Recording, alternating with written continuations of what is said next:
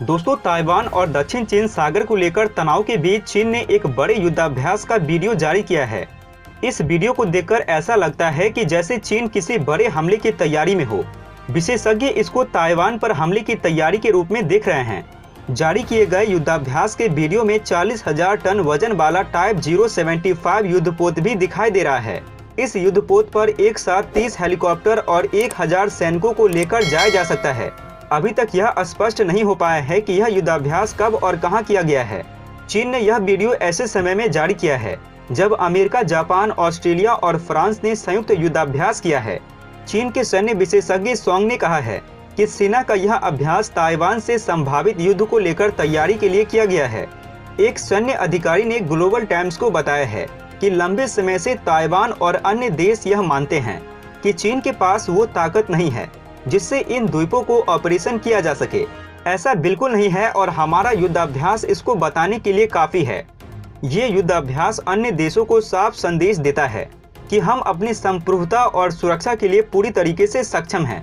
दरअसल हाल ही में ताइवान के उपराष्ट्रपति लाई चिंग ने चीन को आगाह किया था कि वह अपनी सीमा में रहे।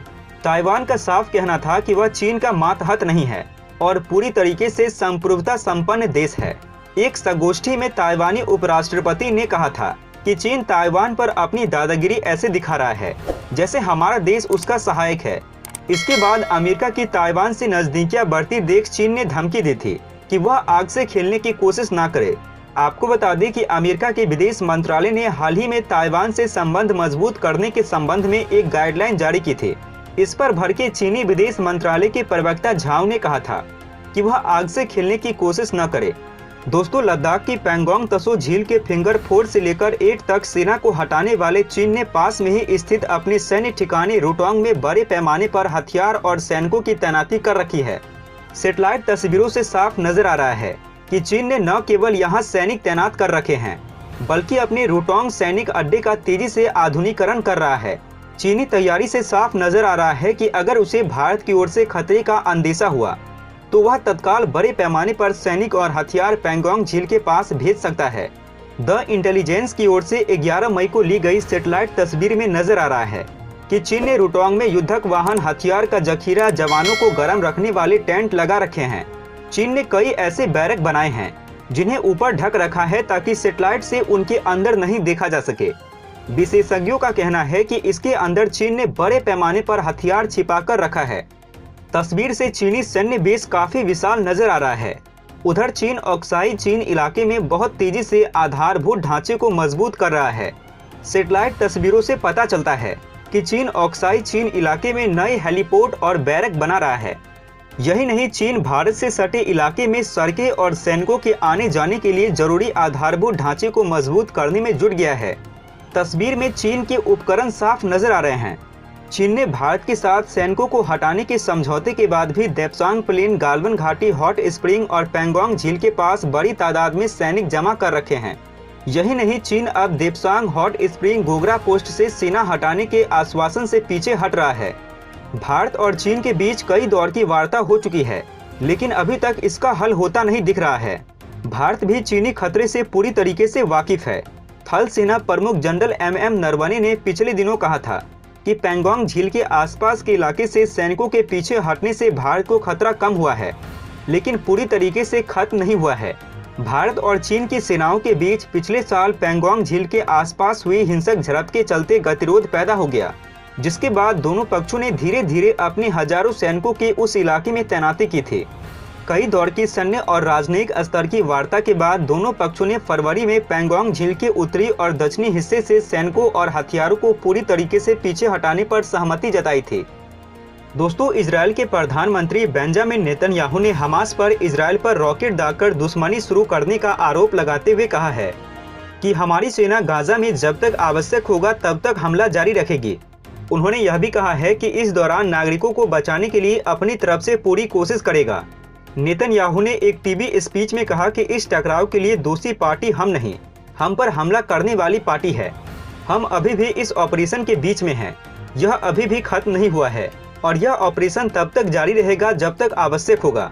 उन्होंने कहा कि हमास जो जानबूझकर नागरिकों के पीछे छिपकर नागरिकों को नुकसान पहुंचाने का इरादा रखता है, उसके विपरीत हम सब कुछ कर रहे हैं। हमारा इरादा नागरिकों को नुकसान पहुंचाना नहीं है, बल्कि सीधे आतंकवादियों पर हमला करना है। इजरायल ने रविवार तड़के गाजा में हमास प्रमुख के घर पर बमबारी की और इस्लामी समूह ने तेल अबीब में रॉकेट बैराज दागे। स्वास्थ्य अधिकारियों ने कहा कि तटीय एनक्लेव में इजरायली हवाई हमलों में कम से कम 4 फिलिस्तीनी मारे गए हैं। कई लोग घायल हो गए हैं क्योंकि रात भर भारी बमबारी की आवाजें सुनाई दी। इजरायल और हमास ने जोर देकर कहा कि वे अपनी सीमा पार से फायरिंग जारी रखेंगे। आपको बता दें कि इजरायल ने गाजा शहर में एक 12 मंजिला इमारत को नष्ट कर दिया है, जिसमें यूएस एसोसिएटेड प्रेस और कतर स्थित अल जजीरा मीडिया के दफ्तर थे। इजरायली सेना ने कहा कि अल जाला इमारत एक वैध सैन्य लक्ष्य थी, जिसमें हमास के सैन्य कार्यालय थे। उन्होंने यह भी कहा कि नागरिकों को हमले से पहले इमारत से बाहर निकलने की चेतावनी दी थी। एपी ने हमले की निंदा की और इजरायल से सबूत पेश करने को कहा है। समाचार संगठन ने एक बयान में कहा, हमने इस बात का कोई संकेत नहीं मिला है कि हमास इमारत में था या इमारत में सक्रिय था। दोस्तों, इजरायल फिलिस्तीन हिंसा मामले पर भारत ने रविवार को अपनी चुप्पी तोड़ दी है। भारत ने हिंसा की निंदा करते हुए सुरक्षा परिषद की मीटिंग में कहा है कि वह दोनों पक्षों से यथास्थिति में एक तरफा बदलाव न करने की अपील करता है। संयुक्त राष्ट्र में भारत के अस्थायी प्रतिनिधि त्रिमूर्ति ने कहा कि गाजा पट्टी में होने वाले रॉकेट हमलों की भारत कड़ी निंदा करता है, साथ ही दोनों देशों से तत्काल तनाव खत्म करने की अपील करता है। परिषद की अपनी मीटिंग में भारत का पक्ष रखते हुए टीएस त्रिमूर्ति ने कहा है, हम दोनों पक्षों से अत्यधिक संयम दिखाने, तनाव बढ़ाने वाली कार्रवाई से बचने और पूर्वी यरूशलेम और उसके आसपास में मौजूदा यथास्थिति को एक तरफा रूप से बदलने के प्रयासों से परहेज करने का आग्रह करते हैं। मीडिया सूत्रों के मुताबिक त्रिमूर्ति ने कहा है कि भारत फिलिस्तीन के जायज मांगों का समर्थन करता है और 2 नेशन थ्योरी के तहत मामले के हल के लिए वचनबद्ध है।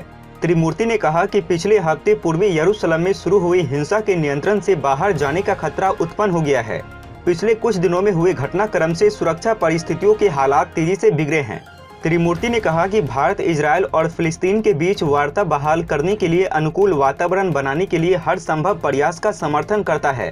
त्रिमूर्ति ने आगे कहा कि इस रॉकेट हमले में भारत ने इजरायल में रहने वाले अपने एक नागरिक को भी खो दिया है।